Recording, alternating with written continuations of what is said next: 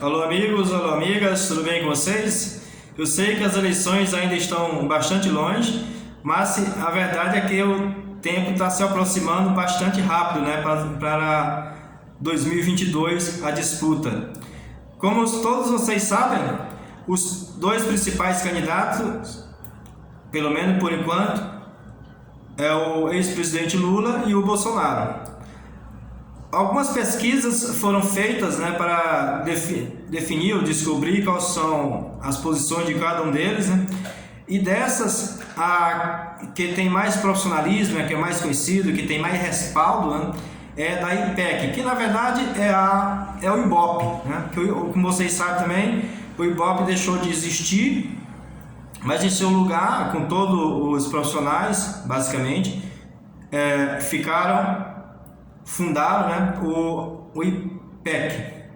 Então, essa pesquisa que foi realizada agora, ela apresentou vários números e aqui eu vou dissecar, por exemplo, quais são os tipos de eleitores que votam no Bolsonaro e não votam no Lula, quais são aqueles que votam tanto no Lula como no Bolsonaro, onde vivem esses eleitores, qual o tipo quais são os tipos desses eleitores, quais são aqueles que jamais votariam num e não no outro, quais são os eleitores que jamais votariam nenhum nem no outro, ficariam exatamente no meio. Então, na sequência, se você quiser acompanhar, você vai ver em detalhes quais são esses tipos de eleitores. Bem, quem vota no Lula não vota no Bolsonaro, e a recíproca é verdadeira, então? Parcialmente certo. O que significa que essa redução, essa dedução, ou essa redução mesmo, como todas, é parcialmente errada. De fato, 36% dos eleitores brasileiros afirmam que votariam com certeza ou poderiam votar no ex-presidente e não no atual. Reciprocamente, outros 25% se dizem potenciais eleitores do Bolsonaro e rejeitam votar em Lula. Se você somou os dois percentuais, percebem que está faltando eleitor nessa conta. Pois então, como se define os 39% que ficariam fora da soma? Cerca da metade deles não votariam nem em Lula, nem em Bolsonaro. São 19% do eleitorado brasileiro que não entra na tão apregoada polarização política porque rejeita os dois polos, né? O chamado nem votariam nem no candidato Bolsonaro e nem no Lula. Mas ainda assim a conta não fecha 100%. Cadê o resto? Os 20% que faltam. Uma parte minoritária está indecisa, diz que não conhece suficientemente os candidatos para se definir ou simplesmente não quis responder para os pesquisadores do IPEC. Mas esses eleitores só sobre o muro são uma parcela menor do que daqueles que têm um pé em cada um dos barcos, né, dos dois barcos.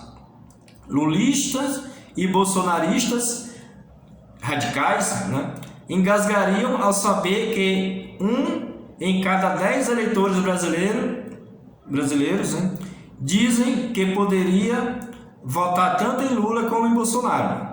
Parece pouco, pois seu contingente é suficientemente grande para decidir uma eleição apertada.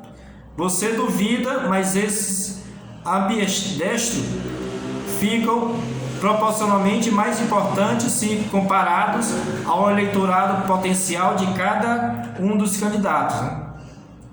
São 11% do eleitorado total, mas 23% do de Lula e 29% do de Bolsonaro. Como assim? Por exemplo, sim, são quânticos. Estão ao mesmo tempo no barco de um rival e na do outro, e talvez na de um terceiro ou quarto presidenciável também. Mas não para sempre, né? na hora de apertar os botões da urna, terão obviamente que anular o mais provável, optar por uma dos barcos. Ao se mexerem, afundarão algum deles. No limite, se todos os quânticos ambidestros, quer dizer, voltam tanto um como no outro, se moverem para o barco do Lula, Bolsonaro perderia 3 em cada 10 de seus eleitores potenciais e seu teto de votação cairia de 38% para 27% do eleitorado total. Se ao contrário, o movimento for para o barco do Bolsonaro, Lula perderia pouco menos de 1/4 de seus eleitores potenciais e teria sua votação máxima rebaixada dos atuais 50% para 39%. Mesmo perdendo, conservariam o suficiente para ambos irem ao segundo turno, certo? Depende.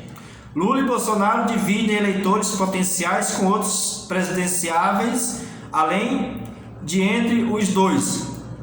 Esses eleitores também podem abandonar o barco de um deles ou de ambos em outubro de 2022 para embarcarem numa terceira candidatura ou numa terceira via.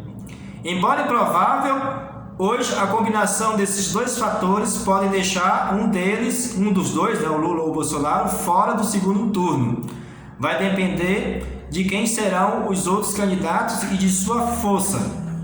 Algumas candidaturas são piores para Bolsonaro, outras para o Lula. Por exemplo, se todos os eleitores potenciais que Bolsonaro tem em comum com Sérgio Moro votassem no seu ex-ministro da Justiça, o atual presidente, o Bolsonaro, perderia 1/3 de seu potencial de votos e seu teto eleitoral cairia para 25%, combinado com o que perderia eventualmente para Lula. O presidente candidato à reeleição passaria a correr risco de cair fora do turno final. Mas há 2 vezes mais eleitores de Lula que não votariam de jeito nenhum em Moro do que eleitores que votariam também no ex-ministro. A candidatura de Moro atrapalharia muito mais o Bolsonaro do que o Lula, Mas afinal, quem são os eleitores quânticos, esses que votam tanto no Lula como no Bolsonaro? Como eu disse, são 11% e estão distribuídos por todas as regiões e segmentos sociais, mas se concentram acima da média no Nordeste, em pequenos ou médios municípios do interior. Têm baixa escolaridade, ganham até um salário mínimo por mês e têm mais chance de serem evangélicos. Como se vê, tem um perfil muito parecido com o dos beneficiários da Bolsa Família e do auxílio emergencial. Isso sugere que a disputa entre Lula e Bolsonaro pelo voto quântico ambidestro, que votam tanto um como no outro, será menos ideológico do que econômico. É um eleitor pragmático que votará mais com o bolso do que com o coração. Nas cidades onde moram, os benefícios pagos pelo governo federal não beneficiam apenas quem os recebe, mas toda a comunidade. O comércio local depende desses auxílios, dessas ajudas. O alcance, o valor e periodicidade do novo auxílio emergencial serão determinantes para o Bolsonaro ganhar ou perder esses eleitores compartilhados com Lula. Já os 19% de eleitores que não votariam nem em Lula nem em Bolsonaro têm um perfil sociodemográfico diferente. Os nenéns caçados pelas candidaturas da terceira via são, na verdade, as neném. Além de serem majoritariamente mulheres, moram com mais frequências do que a média do eleitorado nas grandes cidades e capitais. No Sudeste, tem nível superior de escolaridade, renda acima de 5 salários mínimos e são brancas. Obviamente, nem todos os nenê e a nenê pintada acima, mas são essas características que as destacam. É importante também entender como é feita a pesquisa de potencial de voto. Diferentemente das pesquisas comuns de intenção de voto, nesse levantamento não se apresenta um cenário eleitoral para o entrevistado escolher um candidato. Não há, portanto, uma comparação excludente. O eleitor não escolhe um nome e descarta os demais.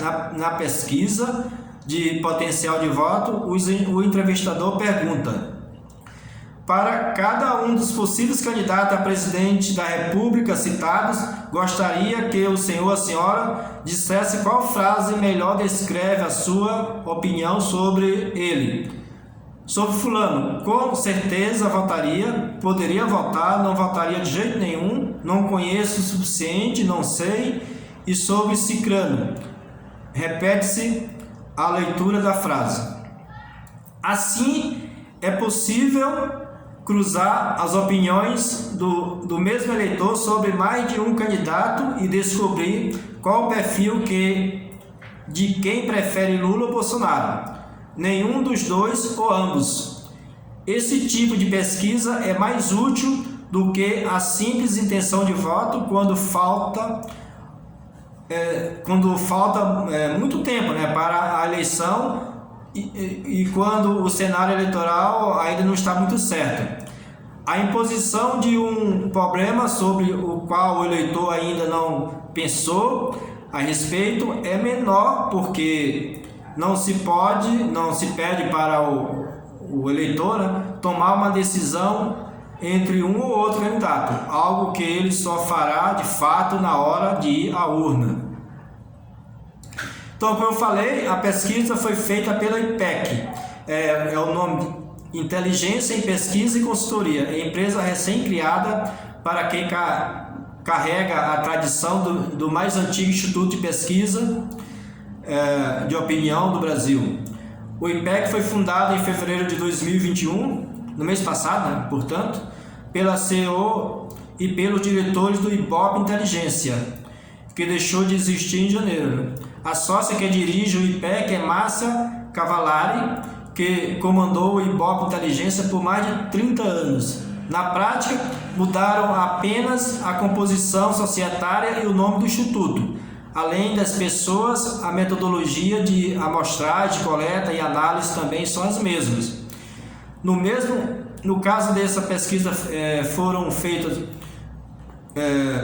por meio de 2.002 entrevistas face a face, na casa do entrevistado, com intervalo de confiança de 95% e margem de erro máxima de 2 pontos percentuais para o total da amostra.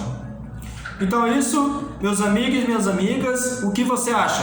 Diga o que você pensa sobre essa pesquisa, as intenções de votos dos brasileiros em relação principalmente a esses dois candidatos, E deixe o seu comentário de forma a expressar a sua opinião. E não se esqueça de se inscrever no canal. Um abraço e até mais!